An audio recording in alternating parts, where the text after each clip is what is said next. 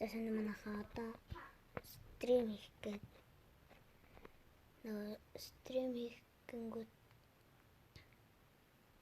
нөгөө тоглоом устганы даа харж байгаа хата хараарай.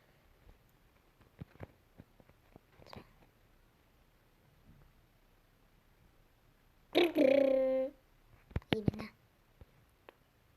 Тэгээд нөгөө YouTube-ийн өмнө заасан шиг ингээд шууд дамжуулалтайгаа эхлэх гээд саний доотлоо. Тэн дээрээ дарж шууд дамжуулж. Тэгээд камера өөрчилт юм билээ. Альтарч утсан чинь тийм.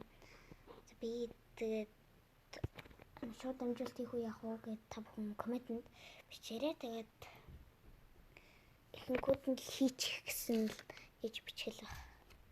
За тэгээд юм бэ. Стрим дараа нь хийж үзье да. За баяртай.